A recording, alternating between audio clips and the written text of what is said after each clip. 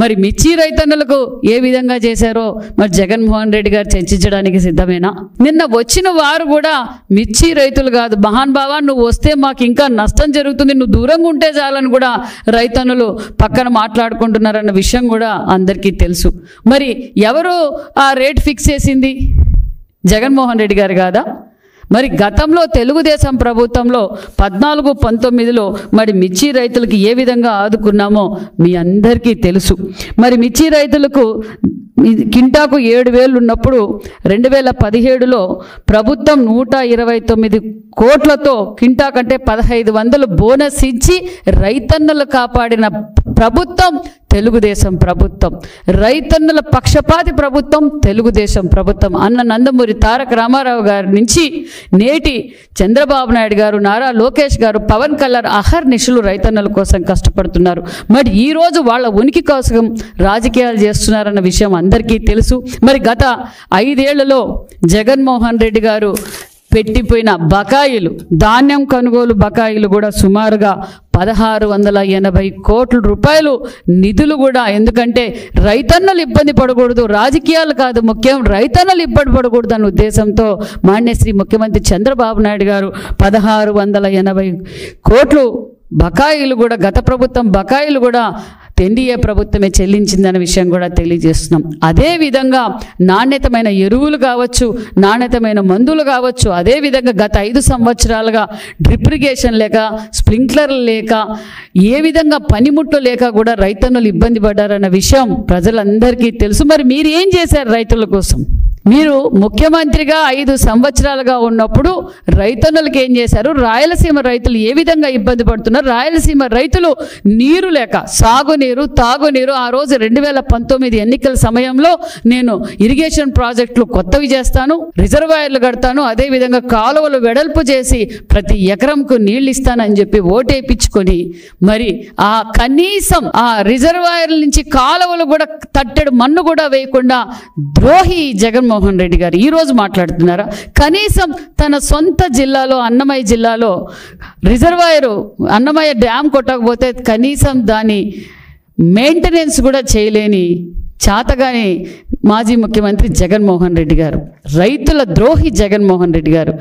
అంత చెడగా పరదాలు కట్టుకొని ఒక పక్క ఆయన ఎప్పుడు భూమి మీద తిరగల, గాల్లోనే తిరిగారు జగన్మోహన్ రెడ్డి గారు. ఇప్పుడేమో ప్రేమ పుట్టింది, ప్రజలంటే ప్రాణం అన్నట్టుగా 2 రోజులేమో విజయవాడలో ఉంటారు, 4 రోజులేమో బెంగళూరులో ఉంటారు. ఇక్కడ గొడవలు పెడతారు, అక్కడికి వెళ్ళిపోతారు, అక్కడేమో పబ్జీ గేమ్ ఆడుకుంటూ ఉంటారు. మరి ఇది జగన్మోహన్ రెడ్డి గారు చేస్తుండే పని ప్రజలందరికీ తెలుసు.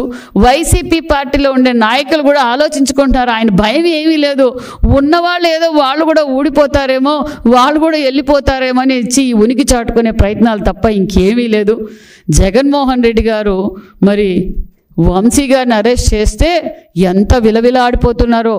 మరి చట్టబద్ధంగా మేము రాజారెడ్డి రాజ్యాంగం కొనసాగించటం లేదు, డాక్టర్ బిఆర్ అంబేద్కర్ రాజ్యాంగాన్నే ఆంధ్రప్రదేశ్లో నడుస్తుందన్న విషయం మీరు గుర్తుంచుకోండి. చట్టం తన పని తను చేసుకుంటూ పోతుంది. ఏందండి మీరు మాట్లాడడం? పోలీసులు రిటైర్డ్ అయినా ఎక్కడున్నా తీసుకొచ్చి గుడ్డలు ఉడగొడతారా? అంటే ఏం మాట్లాడుతున్నారు మీరు? మీకేమన్నా మీరు వాడుతున్న మెడిసిన్ పనిచేస్తా ఉందో లేదో లండన్ మెడిసిన్ ఒకసారి చెక్ చేయించుకోండి, లేదా డోస్ పెంచుకోండి. మీరు ప్రజాస్వామ్యంలో ఉన్నారా లేకపోతే ఏమనుకుంటున్నారో మాకు అర్థం కావడం లేదు. అమరావతి మహిళలను ఏం చేశారండి? అంతేకాకుండా మరి మా మీద గత 5 సంవత్సరాల్లో నా మీద ఎన్ని కేసులు పెట్టారు? నా క్రషర్లో నేనే దొంగతనం చేశాను, రాత్రి అర్ధరాత్రిలో మీరు కేసులు కడతారు, సెక్షన్లు కూడా మీరే చెప్తారు పోలీసులకు. మరి అప్పుడు కనిపించలేదా మీకు? అంతేకాకుండా మరి అచ్చెన్నాయుడు గారిని ఏం చేశారు? అదేవిధంగా స్పీకర్ అయ్యన్న పాత్రుడు గారిని ఏం చేశారు? మరి కొల్లు రవీంద్ర గారు కావచ్చు, జేసీ ప్రభాకర్ రెడ్డి గారు కావచ్చు, అదేవిధంగా త్రిపులార్ గారు, మరి వీళ్ళంతా కనిపించకపోయినా కనీసం ఎంతో సీనియర్ నాయకులు, ప్రపంచంలోనే గుర్తింపున్న నాయకుడు, భవిష్యత్ తరాలకి ఎంతో విజనరీ కలిగిన నాయకుడు మరి మాన్యశ్రీ నారా చంద్రబాబు నాయుడు గారు కూడా అక్రమ కేసులు అరెస్ట్ చేశారు. ఒక మాజీ ముఖ్యమంత్రిగా మీరు మాట్లాడితే మీరు మాట్లాడే తీరు అదేనా? మీరు ఇంకా ప్రజల్ని ఏదో భ్రమ పెట్టాలని చూస్తున్నారు. ప్రజలు మీకు ఆల్రెడీ బుద్ధి చెప్పారన్న విషయాన్ని కూడా మీరు తెచ్చుకోండి. మీకు 11 సీట్లకే పరిమితం చేశారు.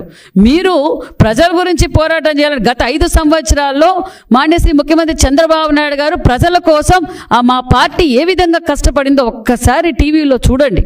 పార్టీ ఓడిపోయిన రోజు నుంచి, మీరు అధికారంలో ఎక్కిన రోజు నుంచి ప్రజల కోసం అహర్నిశలు పోరాటం చేసిన పార్టీ తెలుగుదేశం పార్టీ మాన్యశ్రీ ముఖ్యమంత్రి చంద్రబాబు నాయుడు గారు, నారా లోకేష్ గారు.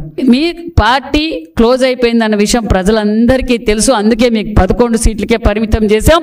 పులివెందల్లో కనీసం సొంత జిల్లాలో కూడా మీ సమస్యలు మీరు పరిష్కారం చేయాల. ఒక పక్క కడపకి వెళ్తే కాంట్రాక్టర్లు అందరూ వచ్చి అర్జీలు ఇచ్చుకుంటున్నారు. ఏంటి అంటే, మేడం మేము కాంట్రాక్టరు ఎవరో జగన్ రెడ్డి, మరి బిల్లులేమో అయిపోయినాయి అంటున్నారు, మేమేమో సబ్ కాంట్రాక్టర్లము, మా బిల్లులు ఇప్పించండి మేడం అంటే అక్కడ గ్రౌండ్లోకి వెళ్ళి చూస్తే వర్క్ చేయకనే బిల్లులు అయిపోయినాయి. అంతేకాకుండా పులివెందులో తాగునీరు సమస్య, పులివెందులో బీసీ హాస్టల్ కూడా గాలికి వదిలేశారు. బీసీ బిడ్డలు చదువుకునే హాస్టల్ కూడా గాలికి వదిలేశారు. మీరు ఈరోజు రాజకీయాల గురించి, బాధ్యతల గురించి, చట్టాల గురించి మాట్లాడే అర్హతే మీకు లేదు. మీరు ముఖ్యమంత్రి గారి గురించి మాట్లాడతారా? అసెంబ్లీలో చర్చిస్తాం. మేము 5 ఏళ్ళు అసెంబ్లీలో చర్చించలేదా? మేము గ్యారంటీ ఇస్తున్నాం. మా ముఖ్యమంత్రి గారు మాకు పద్ధతి నేర్పారు. కక్ష సాధింపు చర్యలు మమ్మల్ని మేము చెయ్యము. మేము అసెంబ్లీలో మీరన్నా మా నాయకులకు మైక్ ఇవ్వకుండా అసభ్యకరంగా ప్రవర్తించారు. మేము అష్యూరెన్స్ గతంలో ఎలా అసెంబ్లీ నడిపామో కుటుంబ సభ్యులతో అసెంబ్లీ చూడవచ్చు. మీరు అసెంబ్లీకి రండి, చర్చిద్దాం. మీరు 5 ఏళ్లుగా ఏం చేశారు, ఇప్పుడేం మేము చేస్తున్నాం, మీ అప్పులు ఏ విధంగా మేము కడుతున్నాం, మరి ఏంటనేది అసెంబ్లీకి వచ్చి చర్చించండి. దమ్ము ధైర్యం ఉంటే మీరు అసెంబ్లీలోకి వచ్చి చర్చిస్తే, మీరు మరి మీ పార్టీ ఉన్నట్టా లేనట్టో, మీరు పులివెందుల ఎమ్మెల్యేనో కాదో ఆ పులివెందుల ప్రజలకన్నా అర్థమయ్యేలా చెప్పండి సార్. ఏం మాట్లాడుతున్నారు మీరు? మేము చెప్పేది ఒకటే, మీకు మైక్ ఇస్తాం. మీరు మా మైకులు కట్ చేశారు, మమ్మల్ని అసభ్యకరంగా మాట్లాడారు, మా ముఖ్యమంత్రి గారిని అసెంబ్లీ అసభ్యకరంగా మాట్లాడారు. అంతేకాకుండా మా భువనమ్మ గారిని, మహిళను కూడా చూడకుండా అసభ్యకరంగా మీరు మాట్లాడారు. మీరు ఎలాగంటే మహిళలంటే మీకు గౌరవం లేదు. ఎందుకంటే సొంత తల్లిని చెల్లిని, ఇంకొక చెల్లిని, బాబాయ్ కూతురు ఇంకో సునీతమ్మని అందరినీ రోడ్డుకి ఎక్కించి మీరు ఏ విధంగా అసభ్యకరమైన పోస్టులు పెట్టించారంటే, మీకు సొంత తల్లి చెల్లి మీదే మీకు గౌరవం లేనప్పుడు మీకు మహిళలంటే గౌరవం లేదన్న విషయం తెలుసు. మేము క్లారిటీగా చెప్పేది ఒకటే, జగన్మోహన్ రెడ్డి గారు మీరు అసెంబ్లీకి రండి, మీకు మైక్ ఇస్తాం, మేము చర్చించడానికి సిద్ధమని కూడా విషయాన్ని కూడా మీకు తెలియజేస్తున్నాం. ఎందుకంటే మీకు అర్థం కావడం లేదు. కేంద్రం నుంచి ఏ విధంగా నిధులు వస్తున్నాయి, రాష్ట్రం ఏ విధంగా అభివృద్ధిలో పరుగులు పెడుతుందన్న విషయం మీకు అర్థం కాక, జీర్ణించుకోలేక, ఏం చేయాలో అర్థం కాక ఈరోజు అదేంటి వంశీ గారు అందగాడు, నాని గారు అందగాడు, ఏంటండి మీరు మాట్లాడుతుండేది? ఇక్కడ అందాల పోటీలు ఏమైనా జరుగుతున్నాయా? 5 ఏళ్లలో జరపాల్సిన అందాల పోటీలు. మేము ప్రజలకు జవాబుదారీగా ఉంటుంది ఎన్డీఏ ప్రభుత్వం. ఒక పక్క పోలవరం పనులు మొదలైనాయి, ఒక పక్క మరి అమరావతి పనులు మొదలైనాయి, ఒక పక్క విశాఖ హక్కు, ఆంధ్రుల హక్కు, ఏదైతే మేము గతంలో మాట చెప్పామో ఆ మాట నిలబెట్టుకున్న ముఖ్యమంత్రి మాన్యశ్రీ ముఖ్యమంత్రి చంద్రబాబు నాయుడు గారు. ఒక పక్క రైల్వే జోన్, ఏ గ్రామాల్లో చూసినా ఒక పక్క పొలం పిలిచింది, ఒక పక్క పొలం పండగ, ఒక పక్క పల్లె పండగ, ఒక పక్క ఉచిత ఇసుక ఇచ్చాం, అన్నా క్యాంటీన్లు ఇచ్చాం, మెగా డిఎస్సి. ఆ రోజు జగన్మోహన్ రెడ్డి గారు ఏం చెప్పారు?